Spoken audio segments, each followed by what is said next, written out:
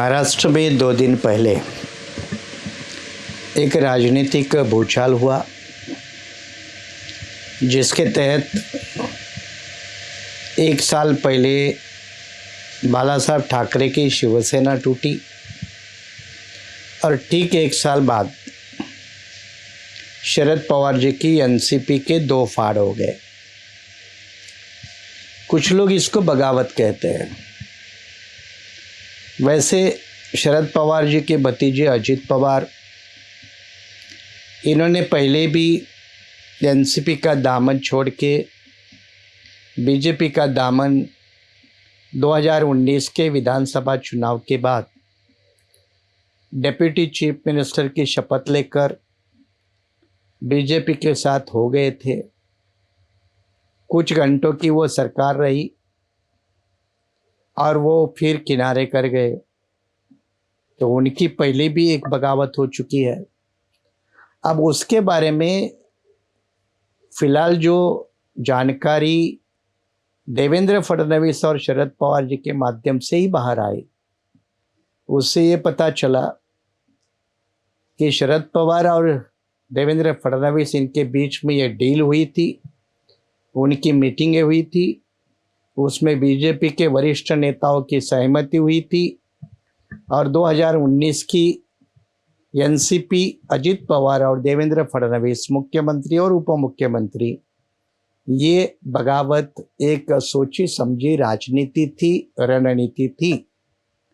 इसी बैकग्राउंड में अभी जो हुआ है वो एक तो बगावत है या फिर एक सोची समझी रणनीति और राजनीति है, इसको देखना पड़ेगा। क्यों? क्योंकि जिस तरह से जिंदगी भर शरद पवार को साथ देने वाले लोग, जिसमें 9 मिनिस्टर अभी बने हैं, उसमें प्रफुल्ल पटेल जैसे लोग हैं, दिलीप वलसे पाटिल जैसे लोग हैं, छगन भुजबल जैसे लोग हैं, ये तो जिंदगी भर शरद पवार के साथ रहे ना। तो ये बिना शरद पवार के अनुमति जा ही नहीं सकते, ऐसा एक तरफ तो मानना है। दूसरी तरफ चलो सीबीआई, इनकम टैक्स, ईडी के दायरे में बहुत लोग हैं, जैसे हसन मुशर्रफ जी है, इसलिए वो जा सकते हैं। लेकिन दिलीप वलसे पाटिल जैसे पूर्व होम मिनिस्टर महाराष्ट्र के, जिनके ऊपर कोई करप्शन का या ईडी का, सीबीआई का मामला नहीं, वो क्यों जाते हैं? तो इसको बगावत कहना ये थोड़ी जल्दबाजी होगी, क्योंकि 2019 को अब वो बगावत नहीं थी, ये अब 2023 में इस्टेब्लिश हुआ। उससे जुड़े लोगों ने रिवील किया कि वो एक रणनीति थी और शरद पवार जी ने तो खुलकर कहा कि हमने गेम खेला। अब इसीलिए ये बगावत है कि 2024 की लोकसभा रणनीति है जो बीजेपी के लिए फायदा देगी केंद्र में और एनसीपी को फायदा देगा राज्य में। तो ये कहीं मिली भगत तो नहीं है, ज्यादा लोग समझ रहे ये मिली भगत भी हो सकती है, इसलिए उसको सिर्फ बगावत कहना वो एक तरफा अंदाजा होगा।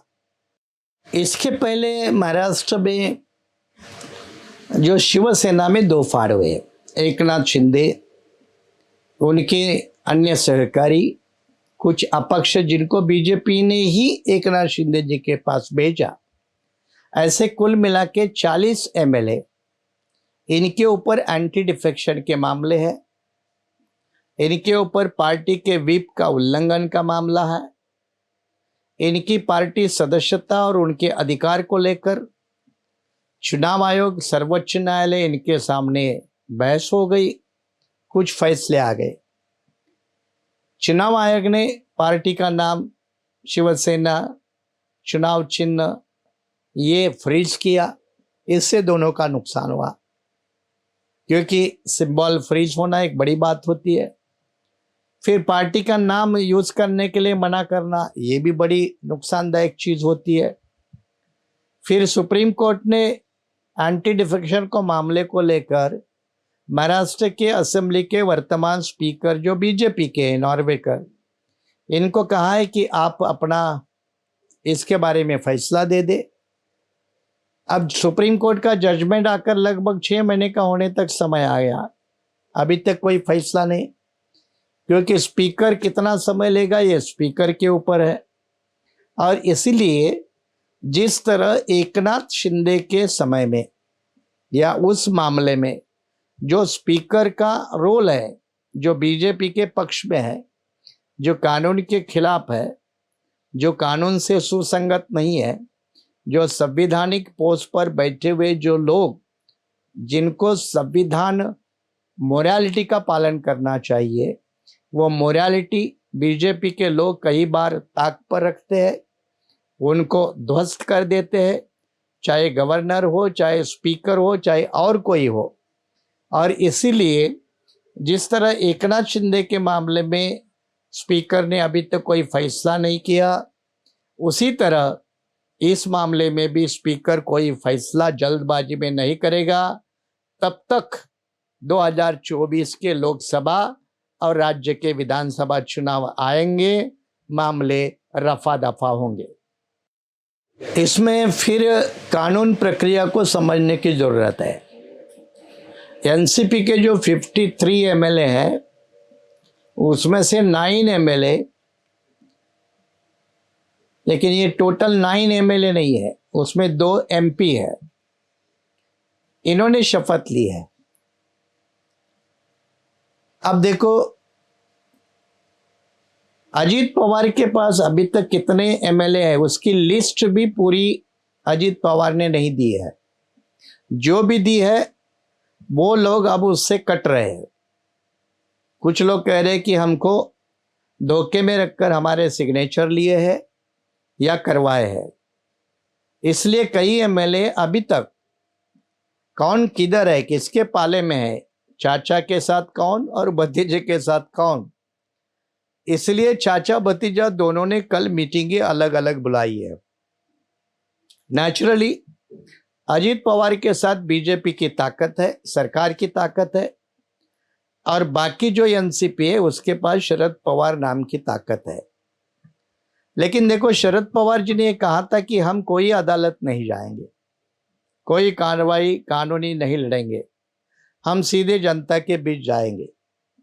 लेकिन वर्तमान जो महाराष्ट्र के एनसीपी के अध्यक्ष है जयंत पाटिल, इन्होंने स्पीकर के पास ये 9 एमएलए को डिस्क्वालीफाई करने के बारे में पिटीशन दिया है। लेकिन ये कानून का जानकार होने के नाते और राजनीति का भी थोड़ा बहुत जानकार होने के नाते ये मैं कह रहा हूँ कि महाराष्ट्र के वर्तमान स्पीकर इसके बारे में कोई भी फैसला जल्दबाजी में नहीं देंगे, वो पूरे समय का इस्तेमाल करेंगे।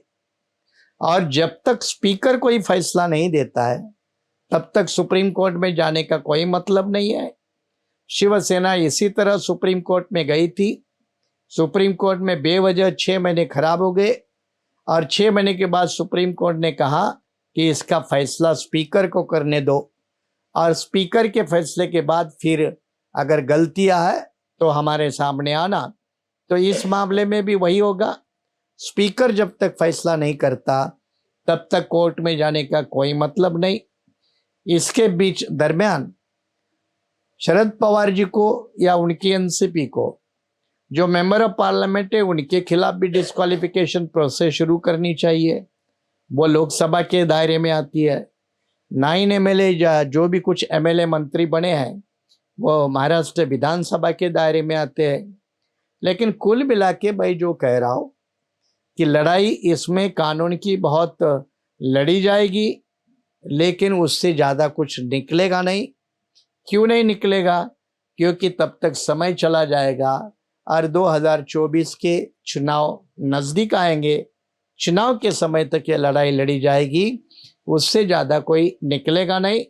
और इसलिए बीजेपी पूरे पावर का गैर इस्तेमाल करके 2024 के लिए अपनी रणनीति सफल बनाने के लिए जो चाहे करना वो करेगी, ये अभी से ही लगता है।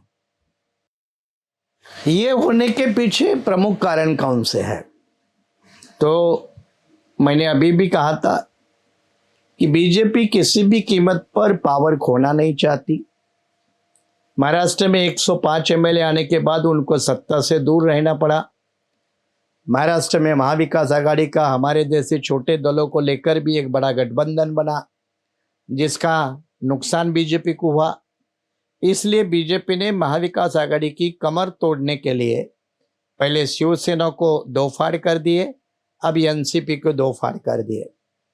लेकिन इसमें मैंने वही कहा कि जिन राजनेताओं को अपने इकोनॉमिक एम्पायर की चिंता है, शुगर फैक्ट्री है और कोई फैक्ट्री है, बड़े कारोबार है, कॉन्ट्रैक्ट के बिजनेस है, और जो लोग भ्रष्टाचार में लिप्त है, करप्शन में फंसे हैं, जिनके ऊपर केसेस है, सीबीआई, इनकम टैक्स, ईडी, ये लोग डरकर पूरे देश में बीजेपी के शरण में जा रहे हैं।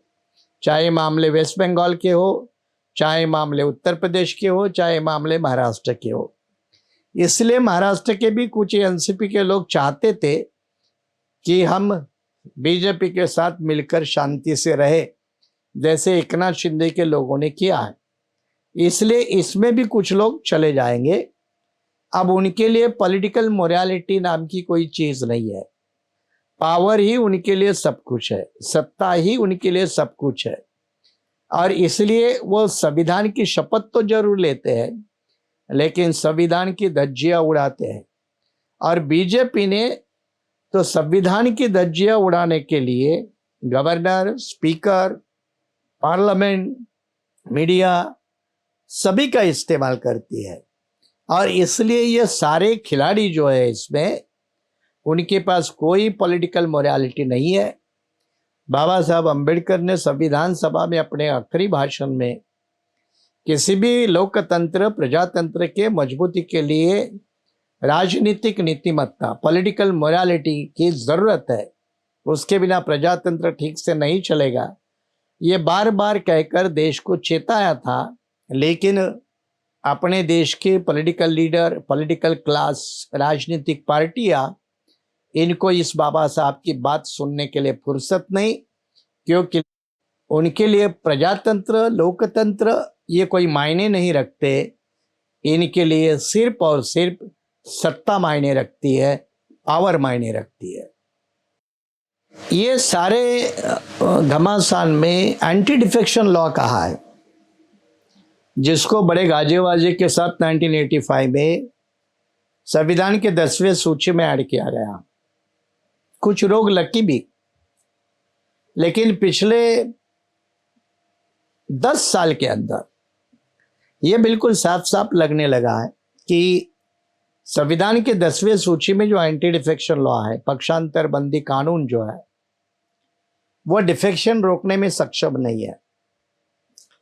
क्यों नहीं है? क्योंकि वो रोकने के लिए संविधान पदों के ऊपर बैठे हुए लोग, वो उनमें वो नीतिमत्ता नहीं है। वो कानून के बारे में, कानून के बताए हुए कार्रवाई करने के लिए जो संविधानिक मोरालिटी लगती है वो है ही नहीं।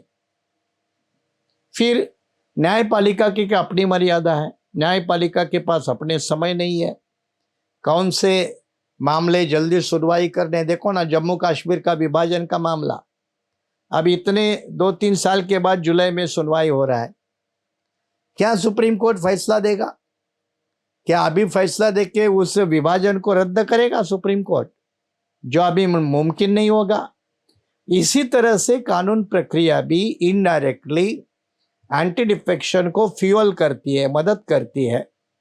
और इसलिए अभी नए कानून की जरूरत है कि अगर कोई भी आदमी अपनी पार्टी छोड़कर जाता है तो उसको पहले इस्तीफा देना चाहिए और बाद में दूसरी पार्टी में या किसी मंत्री में ज्वाइन होना चाहिए। उसी तरह मतदाताओं के हाथ में भी कोई हथियार होना चाहिए कि अगर ऐसा कोई इलेक्टेड एमएलए, एमपी या कोई जनप्रतिनिधि अगर क्रॉस करता है तो उस जगह पे उसका रिप्रेजेंटेशन खत्म होने का प्रावधान, जिसका इनिशिएटिव वहाँ के मतदाता भी कर सके, जिसको हम राइट टू रिकॉल कहते हैं, इस तरह के कोई नए प्रावधानों की सख्त जरूरत है। ये सारे एपिसोड को देखकर, जैसे अभी 2-4 दिन से महाराष्ट्र में चल रहा है। लोगों को प्रजातंत्र से घृणा आने लगी है, पॉलिटिकल क्लास से नफरत होने लगी है। वैसे भी अपने देश के पॉलिटिकल क्लास को लेकर कुछ लोग छोड़ दे तो मेजॉरिटी लोगों के बारे में आम जनता रिस्पेक्ट और आदर के साथ बात नहीं करती, ना उनको मानती है। कितने भी बड़े हुक्मरान हो, उनकी तरफ आदर भाव से नहीं देखती है। ये किसका कारण है? ये कारण इन राजनेताओं का, पॉलिटिकल पार्टियों का जो स्तर है वो इतना गिर चुका है कि वो लोगों के आदर के लायक नहीं रह गए। यही बात वोटर को लेकर आती है। कुछ जगह वोट का परसेंटेज कम क्यों होता है, या नोटा को ज्यादा वोट क्यों पड़ते हैं? इसके जवाब यही मिलते हैं। ऐसे हरकतों से, ऐसे षड्यंत्रकारी नेता, पार्टियां, उनके घिनौने खेल से लोगों का प्रजातंत्र के ऊपर से भरोसा कम होगा। वोट के लिए जो भूखा रहकर 2-2 घंटे की लाइन लगाकर संविधान द्वारा दिया हुआ पवित्र वोट का अधिकार का इस्तेमाल करता है, उसके दिमाग में आएगा कि ऐसे बदमाश नेताओं को और पार्टियों को वोट देके क्या मिलने वाला है, क्या होने वाला, ये शंका उसके मन में आएगी। तो वो पॉलिटिकल बूथ की तरफ जाने के बजाय कहीं और जाएगा, और यही तो असली प्रजातंत्र के लिए खतरा है। ये खतरा अगर ध्यान में नहीं रखेंगे तो आगामी दिनों में, आगामी सालों में भारतीय प्रजातंत्र कमजोर होने में ऐसे चरित्र के पॉलिटिकल लीडर और पार्टियां ये बड़े पैमाने पर जिम्मेदार होगी। मैंने इस मामले में अभी भी कहा कि 1985 का पक्षांतर बंदी कानून है, इसको अभी रिवाइव करने की जरूरत है और उसमें क्लियर कट होना चाहिए। अगर कोई भी जनप्रतिनिधि किसी विशिष्ट आइडियोलॉजी, पार्टी, विचारधारा, इनको लेकर जब वो चुनाव जीतता है तो उसको उसी विचारधारा, उसी पार्टी में रहना चाहिए। और अगर उसको फ्लोर क्रॉस करना है, डिफेक्शन करना है, तो उसको कानूनी रूप से इस्तीफा दिलवाना चाहिए। इस्तीफा देना बंधनकारक करना चाहिए। फिर वो कहीं भी जा सकता है, उसके लिए आज़ादी है, उसके आज़ादी के ऊपर कोई पाबंदी नहीं। लेकिन जब वो एक कमिटमेंट करके लोगों के वोट लेता है और लोग उसी कमिटमेंट के आधार पर उसको वोट देते हैं, जैसे कि आप एंटी बीजेपी के प्लेटफॉर्म से चुनाव लड़ते हैं, एंटी बीजेपी वोट आप लेते हैं और बाद में बीजेपी के पाले में आप चले जाते हैं, तो ये वोटरों का अपमान है। ये वोटरों के साथ एक बहुत बड़ा षड्यंत्र है। ये उसके वोट के अधिकार का अपमान है।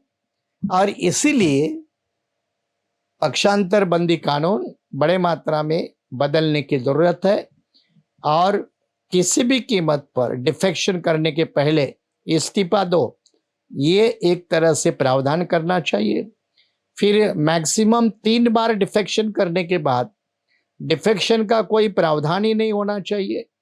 ऐसे लोगों को कोई पेंशन नहीं मिलनी चाहिए, उनको कोई एमपी एमएलए के बेनिफिट नहीं मिलने चाहिए, बल्कि इन लोगों के ऊपर सख्त से सख्त कोई और जो बंधन ला सकते हैं वो लाने की जरूरत है, ताकि ऐसे हिम्मत कोई नहीं करे। इनके बच्चे टैक्स के एग्जम्पशन के लिए या ये खुद लायबल नहीं होनी चाहिए, इनको कोई गवर्नमेंट की सुविधा नहीं मिलनी चाहिए। इस तरह का प्रावधान लाना अब बहुत जरूरी है, ये सभी की मांग है। इलेक्शन कमीशन देखो, इलेक्टरल रिफॉर्म्स ये मूव कर सकता है, लागू नहीं कर सकता। इलेक्शन कमीशन को इस बारे में बहुत कुछ सुधार लाने चाहिए। अगर इलेक्शन कमीशन के पदों पर भी बैठे हुए अगर लोग इसको देखकर उनमें भी कोई संवैधानिक मोरालिटी है, कॉन्स्टिट्यूशनल मोरालिटी है, तो उन्होंने भी इसका कॉग्निजेंस लेना चाहिए और इलेक्ट्रल रिफॉर्म जो एजेंडा है उसमें जो एंटी डिफेक्शन लॉ है उसको रिवाइव करने के लिए, रिस्ट्रक्चर करने के लिए, जिस तरह यूनिफॉर्म सिविल कोड के लिए लॉ कमीशन ऑफ इंडिया काम करता है, तो इस मामले में भी तुरंत चुनाव आयोग को काम करना चाहिए और चुनाव आयोग ने भी अपने इस मुद्दे के साथ साथ सख्त सिफारिशों को लेकर सरकार को भेजनी चाहिए। इसी तरह लॉ कमीशन ऑफ इंडिया ने भी इसके ऊपर एक वर्किंग पेपर बनाकर वो भी सरकार के पास और लोगों के सुझाव के लिए भी ये ओपन कर देना चाहिए। और 2024 के लोकसभा चुनाव के 6 महीने पहले ये अगर प्रावधान सरकार लाने में सफल है तो बीजेपी की सरकार भी कह सकते हैं कि थोड़ा बहुत सुधार करने लायक है, वरना बीजेपी के नारे हैं एक संविधान एक निशान अब एक कानून, तो थोड़ा बहुत सुधारने की भी बात तो बीजेपी को करनी चाहिए। नहीं तो सिर्फ नारे लगाना, नारेबाज लोगों की पार्टी बीजेपी के ऊपर ये ठप्पा लग सकता है जो अभी भी लगा है। इस सारे माहौल को देखते हुए एक राजनीतिक अभ्यासक होने के नाते, कानून संविधान का अभ्यासक होने के नाते, इसके पहले भी मैंने बहुजन रिपब्लिकन सोशलिस्ट पार्टी की तरफ से चुनाव आयोग को एक रिप्रेजेंटेशन दिया है कि इन मामलों को देखकर कड़े चुनाव सुधार इसकी सख्त जरूरत है। सिर्फ उसको ही लेकर नहीं, तो जो 131 मेंबर ऑफ पार्लियामेंट है SC ST के, जिनको संविधान के मुताबिक 10 साल के पॉलिटिकल रिजर्वेशन के बाद खत्म होना था, लेकिन उसको कोई बढ़ाव करके मांग नहीं करता है, कोई खत्म करो भी नहीं बोलता है, इसलिए वो अब 70 साल हो गए। लेकिन ये 131 member of parliament SC ST के जो आरक्षित सीटों पर चुन के जाते हैं, ये भी अपना काम नहीं करते, संवैधानिक दायित्व नहीं निभाते, अपनी ड्यूटी नहीं करते। जब ये अपनी ड्यूटी नहीं करते तो इनको भी आरक्षित सीट के ऊपर सीट लड़ने का क्या अधिकार है, और विधानसभा और संसद में जाने का कितना संवैधानिक और नैतिक अधिकार है। इस बात को भी मैंने चुनाव आयोग के सामने रिप्रेजेंट किया है। पेंशन को लेकर मैंने भी और एक सुझाव दिया है पार्टी की तरफ से कि अगर 30-35 साल सरकारी नौकरी करने के बाद अगर सरकारी कर्मचारी की पेंशन रद्द होती है तो MP MLA की पेंशन क्यों रखने की जरूरत है। और उसमें तो 99.99 MP MLA ये तो करोड़पति है, मिलियनियर है, बिलियनियर है, ट्रिलियनियर है, तो इनको पेंशन देने की क्या जरूरत है। इनको पेंशन देने की बजाय वो सारा पैसा शिक्षा और आरोग्य, हेल्थ के ऊपर लगाया जाए। ऐसी कोई ना कोई एक नई सिस्टम आनी चाहिए। ये भी मैंने अपने BRSP की तरफ से रिप्रेजेंटेशन देते वक्त चुनाव आयोग को कहा है। इसी के साथ इवन इनकम टैक्स कंसेशन भी, कुछ इकोनॉमिक बेनिफिट भी उन लोगों को देने चाहिए जो संविधान के साथ रहकर काम करते हैं, चाहे अधिकारी हो चाहे वोटर हो। इनको भी एक कोई नया इंसेंटिव डेवलप करना चाहिए ताकि लोग पॉलिटिकल प्रोसेस के साथ ज़्यादा जुड़े। यही लोकतंत्र मजबूत करने का एक बेहतरीन तरीका होगा।